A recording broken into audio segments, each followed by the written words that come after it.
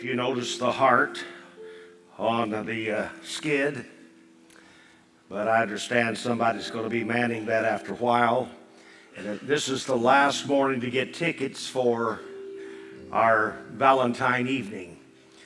And I'd like to urge you to join us. I know well over 200 have signed up.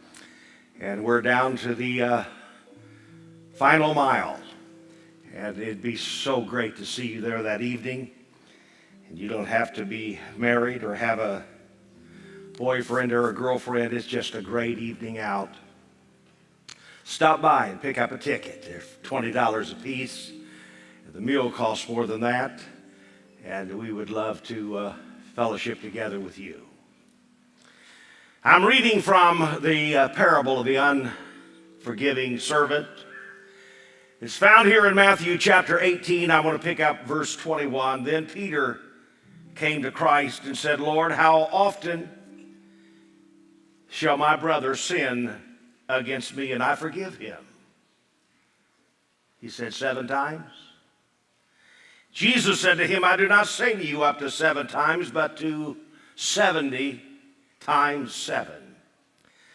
Therefore, he gives this story, therefore the kingdom of heaven is like a certain king who wanted to settle accounts with his servants. And when he'd begun to settle accounts, and was brought to him who owed him 10,000 talents. But as he was not able to pay, his master commanded that he be sold with his wife and children and all that he had, and that payment be made. The servant therefore fell down before him, saying, Master, have patience with me, and I will pay you all. Then the master of that servant was moved with compassion, released him, and forgave him the debt. But that servant went out and found one of his fellow servants, who owed him 100 denarii. And he laid hands on him, took him by the throat, saying, Pay me what you owe. And so the fellow servant fell down at his feet, begged him, saying, Have patience with me, and I will pay you all. And he would not, but went and threw him into prison till he should pay the debt. So when his fellow servants saw what had been done, they were grieved, and came and told their master all that had been done. Then his master, after he had called him, said to him, You wicked servant, I forgave you all that debt because you begged me. Should not also have had compassion on your fellow servant, just as I had pity on you? And his master was angry and delivered him to his torturers until he should pay all that was due to him. So my heavenly Father also will do to you if each of you from his heart does not forgive his brother his trespasses. Then a little passage in the book of Matthew chapter 6, same book, verse 14, for if you forgive men their trespasses, your heavenly Father will also forgive you. But if you forgive not men their trespasses, neither will your Father forgive you your trespasses. Simon Peter thought he had done a great thing when he came up to Christ and said, how many times should I forgive those who have wronged me? 7 times? And Jesus curtly responded by saying, not just 7 times, but 70 times 7. Some scholars teach that it's 77 times. Some do a multiplication table and say it actually comes to 490 times. Same thing that Peter was doing, counting. The number 7 is a complete number. It's a perfect number. And what it means, Jesus is saying, forgive and keep on forgiving and never quit forgiving. So when Simon Peter asked Jesus, how many times must you forgive someone who's wronged you 7 times? He was expecting Jesus to say, you know what, you get an A+ in forgiveness. You ought to be canonized. I know we wait till people die before we make them a saint and we canonize, but you're so spiritual and so deep and so on top of it that you ought to get this blue ribbon a little ahead of time. That's what he expected. But Jesus didn't respond that way. He said there should be more. And then he gives this parable about a servant and a master. And here's a master who so cleanly and clearly forgives this man his loan. But on that very same day, and maybe just minutes later, he sees someone that owes him a little amount, and he literally grabs him around the throat, begins to choke him, and has him taken and thrown behind bars. Jesus is talking here about the power of forgiveness, something that affects every life in the house and everybody outside of this house. This thing of forgiving others. And here's a little background in the story to hopefully to make it just a little clearer and plainer. In the days of Jesus, the Jewish law said that you were to forgive 4 times. According to the Jewish law, 4 times. If somebody wronged you, you forgave them, and you forgave them, and you forgave them, and after that 4th time, you could seek revenge. We don't generally wait that long, do we? Or you could seek justice. So when Simon Peter said, how many times should I forgive? 7 times? He's saying, I know the law says 4, but I'm willing to go more. Look what a good guy I am. And he's up to 7, and Jesus shrugs that off. Jesus doesn't buy that. He sees it as a moment to give a lesson on this thing of forgiveness. And what he's talking about in this passage is what I'd like to share just for a few minutes in this service today. Jesus is telling us that we need to take forgiveness more seriously and to think about it more deeply. We don't need to keep score. That's what Simon Peter was doing. He said, I know it's 4, but I'll go more. I'll go up to 7. And Jesus is responding, saying we don't need to keep score of the wrongs that have been done. Let me put it another way. We need to face the facts of forgiveness. I'm not talking about those little daily grievances that happen to us that bug us to death. I'm not talking about what goes on in the house between 2 different personalities. I'm not talking about what takes place down in the market or down at the workplace where you spend a lot of hours every day of the week. Little hurts. I'm talking about deep, wounded hurts. I'm talking about things that go beneath the skin and into the psychic and into the very background of who we are. Things that we struggle with. Things that affect us for years and some folk for a lifetime. It may be that you came to worship this morning and you're dealing with some things that are astronomical in your mind and heart. Do you know that forgiveness does not come naturally for human beings? It's not natural to forgive. And there's some facts that Jesus is challenging us with in this passage. And the first one is this: forgiveness is hard. Job was dying. His physician had terrible news. It was very grim. And when Job realized he was dying, he called for Bill. He said, Bill, I want you to come. And Bill at one time had been one of his best friends. And Bill arrived at his house, and they hadn't talked in a number of years. And Joe said to Bill, he said, I need to make some things right. I don't want to go into eternity with this grudge and revenge that I've had in my heart for you. And I'm asking you to forgive me about things that I've said and things that I've done. And I want you to know that I forgive you for your offenses. Thinking everything was settled, Bill turned and started toward the door, and Joe called after him, and he said, now, just remember, if I get better and don't die, this don't count.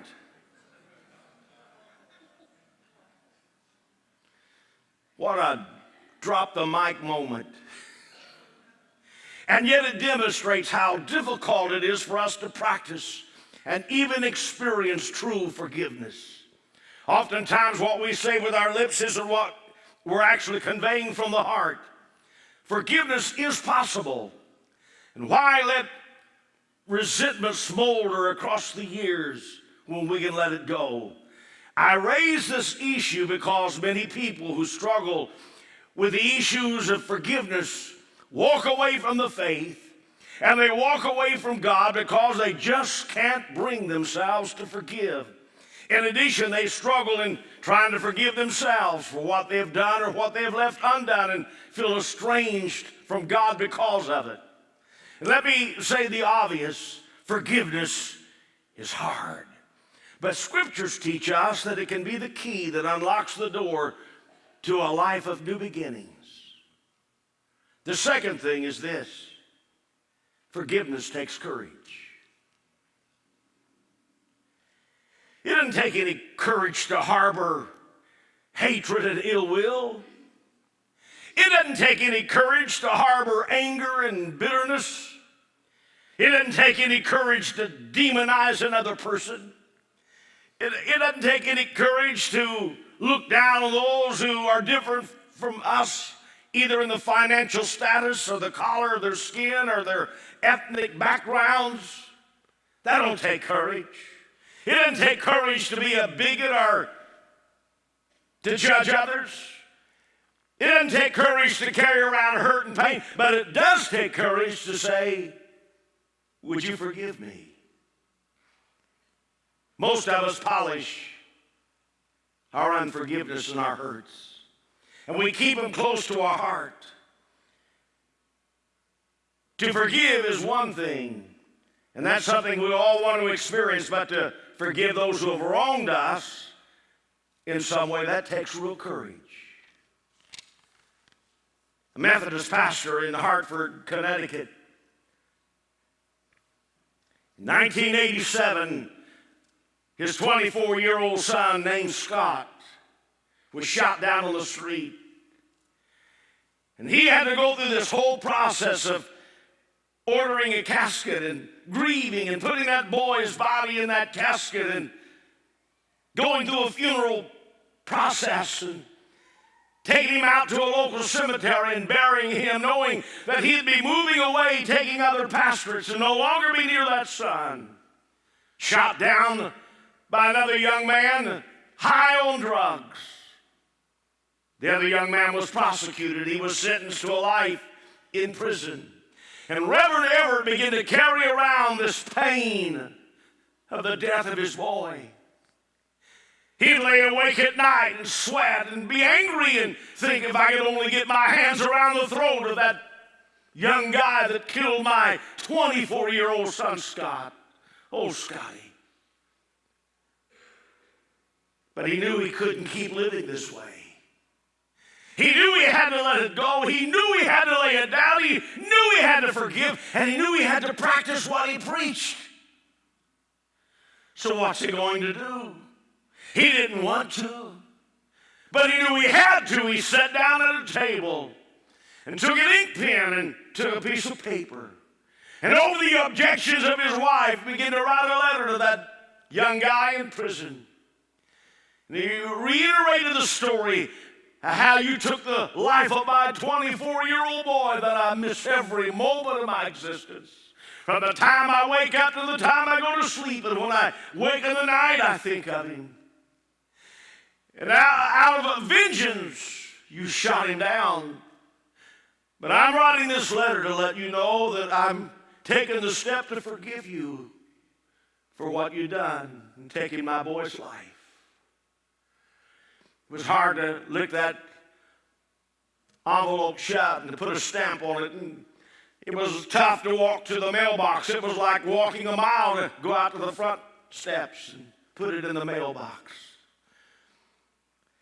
Matter of a few weeks, and he got enough courage that he got in his car and he drove the many, many miles to the prison where this young man was, and got in and asked for permission, and they walked him past all of these locked doors and down these avenues and down these hallways and found him into a small room, and he sat in front of that young man and told him, look at him in the face, I want you to know that I've come to lay down this anger and animosity and tell you that I forgive you.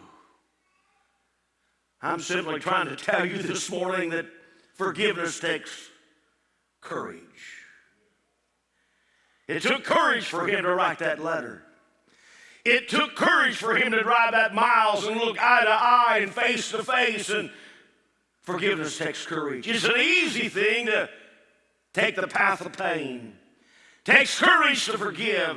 That's a fact. Here's another fact about forgiveness. Forgiveness takes time.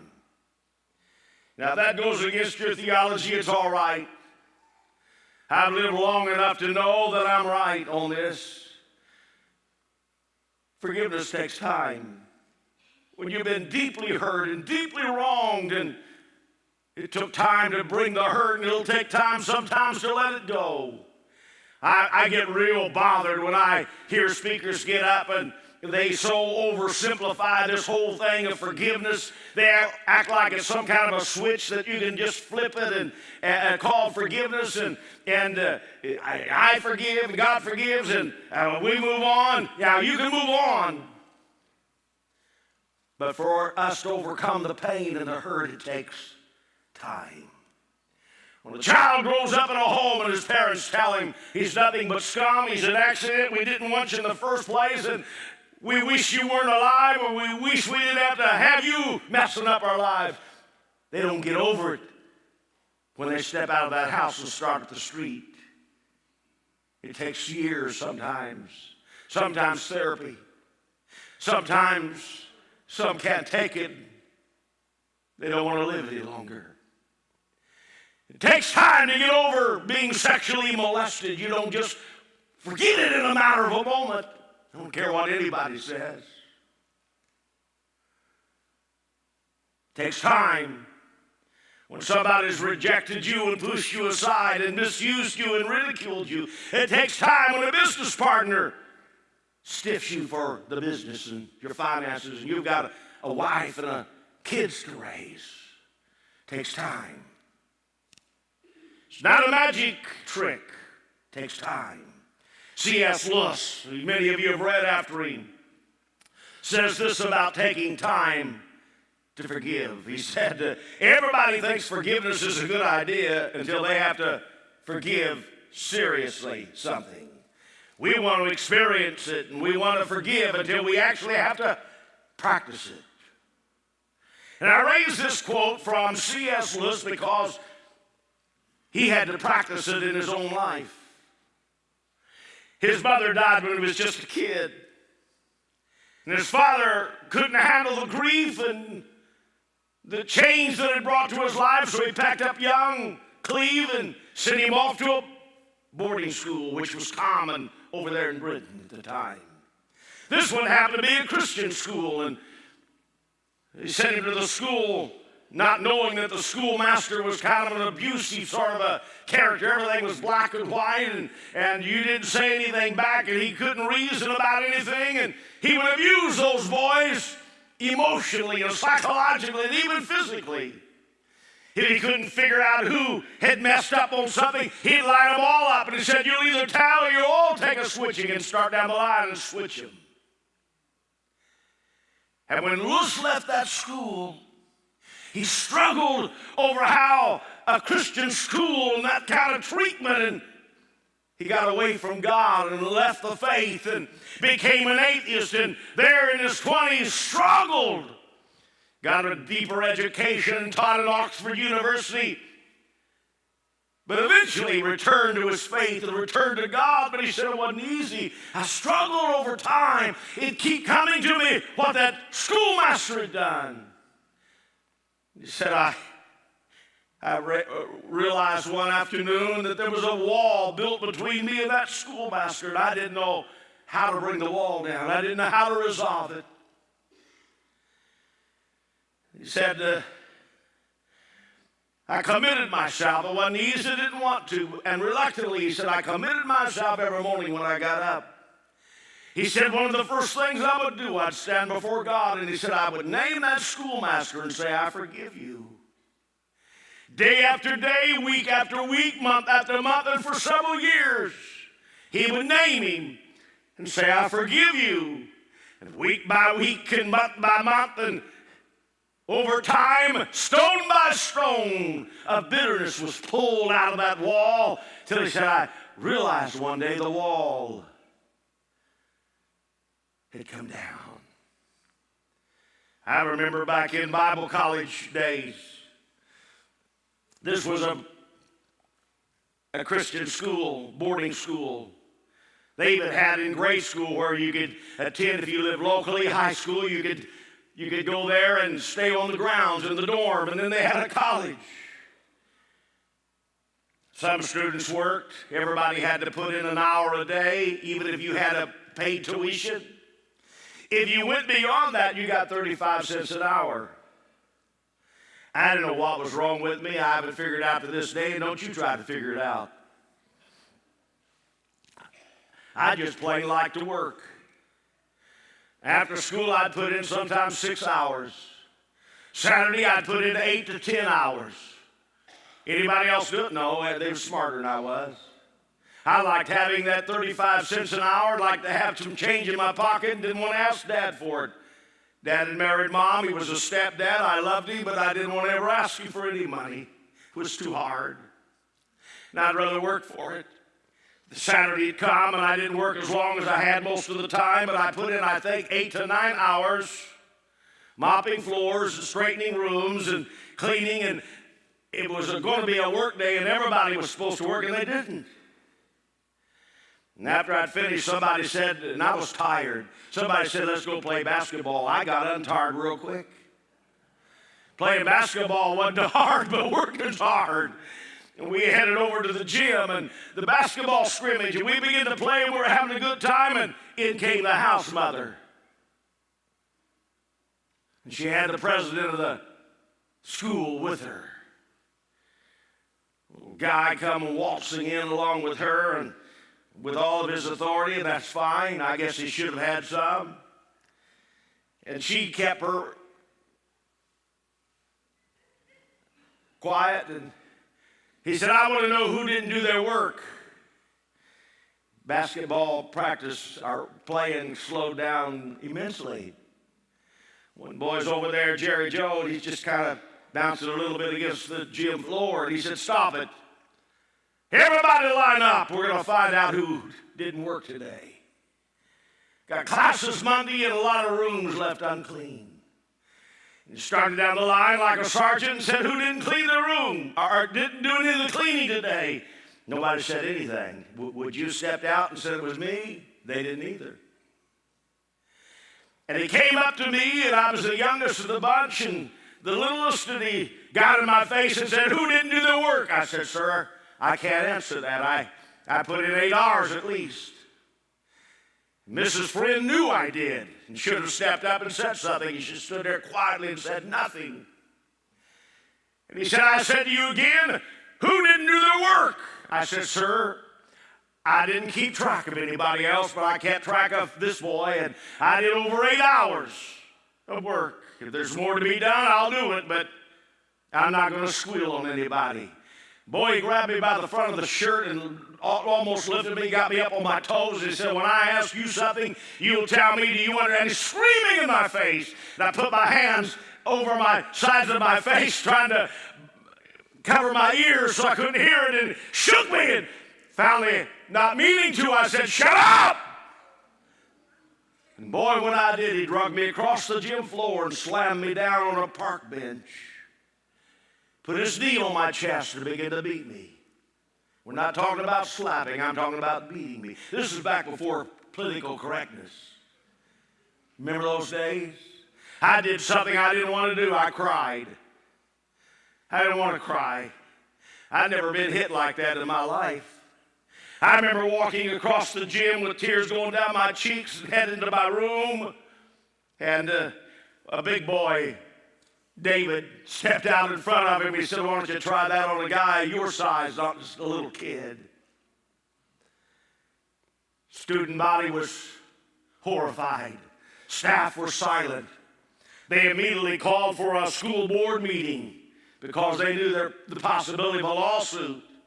I didn't have the brains for all of that. I knew only one thing. If I told my dad, Dad would pull me out of school, and I loved going to a boarding school.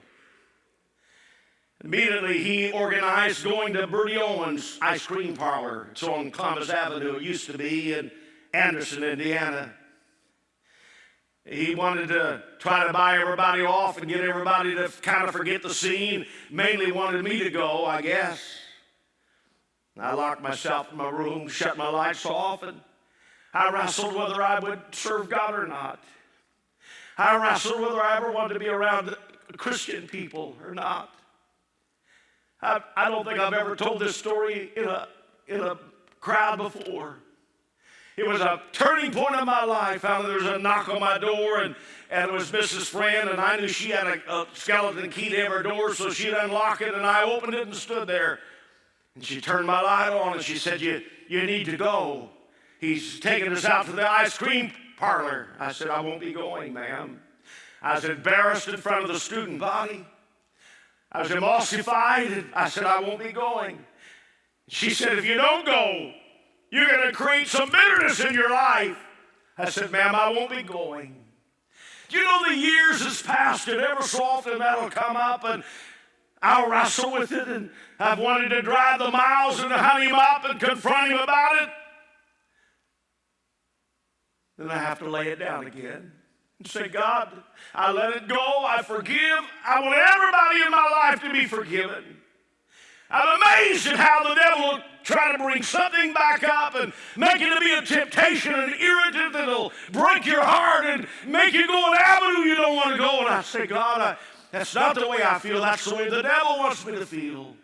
And I forgive him again. And God, take it away. And God always does. I didn't mean to tell that story, but I guess I did. So let's move on. Forgiveness takes time. That to happen instantly or overnight.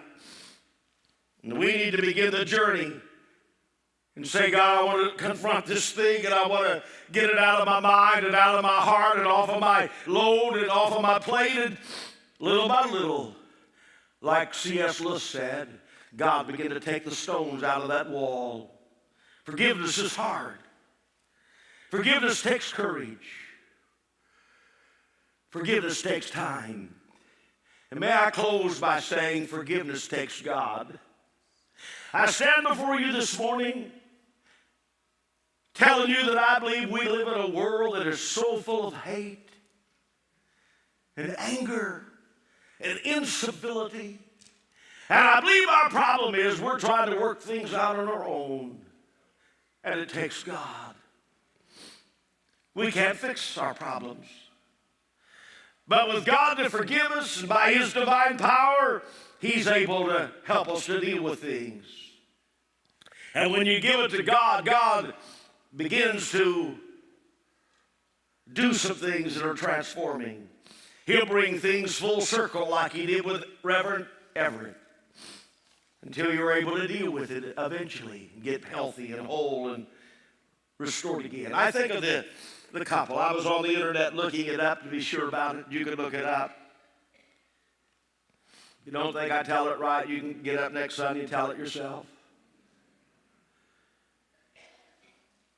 It was a Jewish couple by the name of Michael and Julie Weiser. They moved from their Jewish roots in big city, New York City. And their company moved them halfway across the United States to Lincoln, Nebraska. What a shock. And on the outskirts in a little suburb, they bought a house. And they began working, and the kids began to go to school there. And after just a few months, they came home one evening, and when they checked the answering machine, they could not believe there was some messages on there of hate. All kinds of expletives and vulgar words and Jewish scum, get out. You're not welcome in Lincoln. Fact of the matter, you're not wanted in the United States. Leave. And those messages kept going, and soon they were threat messages and threats against the children's lives. And of course, they finally, obviously, called the police. And the police came and listened to the messages and began an investigation. During the investigation, they read it back. This is before you do all the tracing of calls. 1988, I believe it was. They traced it back and they said, we believe that it's Larry Trapp, a man by the name of Larry Trapp, and he's the Grand Dragon of the KKK, the Ku Klux Klan. Very hateful man. He's created a lot of problems here in Lincoln. Not only Jews, but he didn't like a lot of others. We can't prove it. There's nothing we can do, but we would like to tell you that he only lives 2 blocks away, and you better have your children walk a different route going to school. Have them be very careful. Tell them to watch at all times. Any car slowing down, tell them to watch. The messages of hate kept coming into their answering machine. The Wisers, Michael and Julie, began to pray about this man, the fear that it created and the terror that it brought into their home. And they lay awake at night. Somebody had taken and painted a swastika on their front door. Bricks were thrown through their windows, and so they lived in terror. They began to pray about it. As the police are investigating, they're praying about it. And after having prayed, this is the response they felt God lay on their heart. Start putting messages on his answering machine too. Only not messages of hate, but messages of love. They finally acquired his phone number. And sometimes Julie and sometimes Michael would call and they'd leave a message. We don't hate you. We're not against you. We're not trying to offend you. We'd like to be your friend. Boy, it really made him mad. And the message just kept coming. That's him in the center there in the wheelchair. They came to find out that he was wheelchair bound. They found out because of diabetes that he was nearly blind and went blind. So they began to leave messages of good messages. They left a message, we want to come by and meet you. We want to see you. He said, don't you ever step on my property.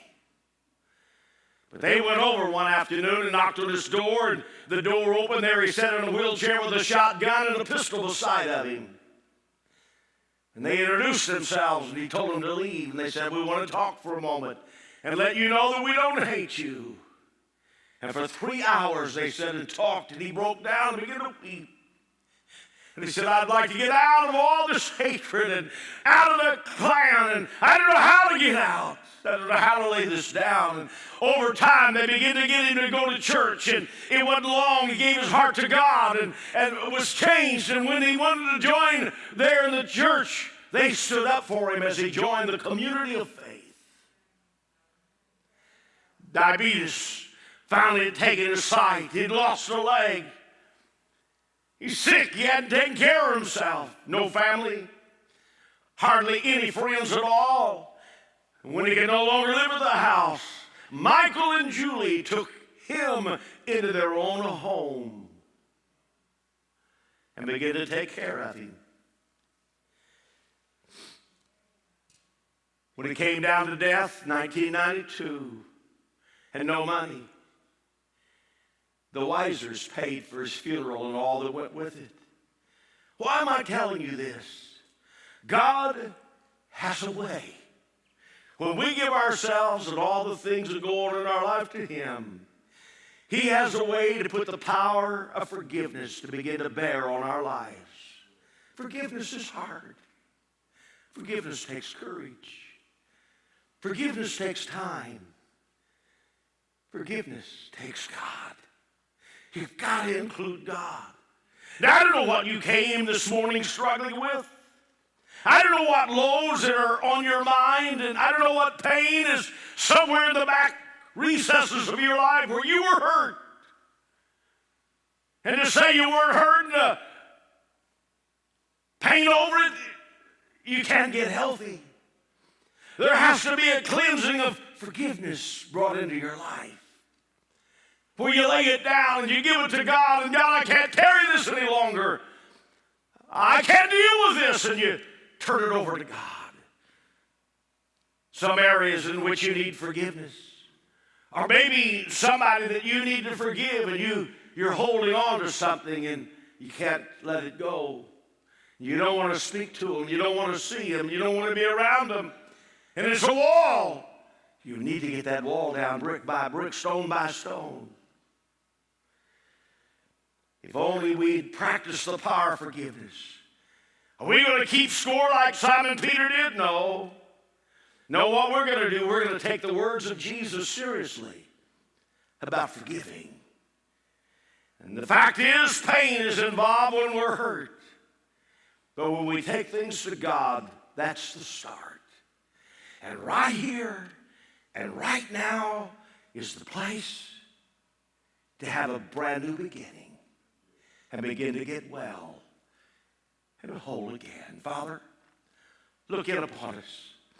There may be people that have carried some things for years that give anything. They'd take the money that's in their billfold and give it if they could just get free of some of the pain and agony and struggles they've gone through. And things only get deeper and it wedges into our psyche. But if we bring it to you, you begin the whole process of getting us out of that hurt and that pain, and we release it to you, and you begin to release it out of our lives. I don't know who needs to pray this morning, but today could be the beginning of a brand new start. And I pray in these next few moments, perhaps someone would want to say, Lord, I need help. I don't want to run this way any longer. I don't want to carry things any further. I'd like to come to you and you start bringing healing. You said unless we forgive, then our Father won't forgive us. Maybe we can't even forgive ourselves for what we have done or left undone. But we can make a start. You can begin to bring the power of forgiveness to bear in our lives. It will not be the same when we finish out this year. Over time, you can bring total healing. Give us the courage. I know it's hard, but give us the courage to make a start towards you and others. It takes you, oh God, to bring forgiveness. We can't do it on our own. Now I wonder why we stand together and our eyes are closed, music's playing just softly. Is there anybody this morning would say, preacher, I need the start of a new beginning right here, right now. And I'd like to step out and pray with our eyes closed just for a moment. Anybody like that? I'd like this to be that brand new beginning.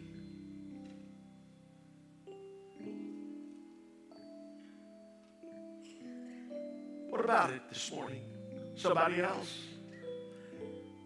I'd like to lay this down. I'm tired of carrying it. I'm tired of wrestling with it. This isn't who I want to be. And it's where the enemy wants to keep me boxed in and hedged in and chained down, and I want free. Move toward God. God can give you the freedom that your heart longs for today. Who else this morning? With every eye in the house closed, I wonder how many would show by an upraised hand, preacher. There's some areas in my life where I need forgiveness. There's some areas in my life that I need to forgive.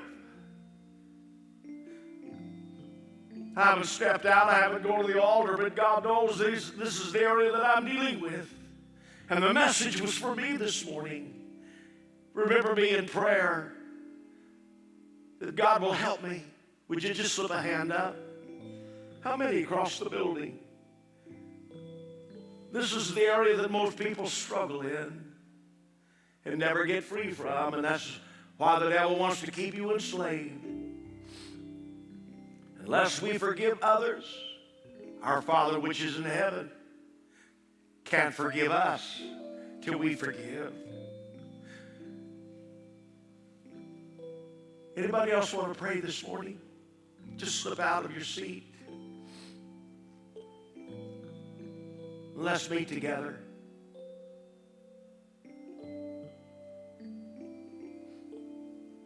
Anybody else? waiting just a moment.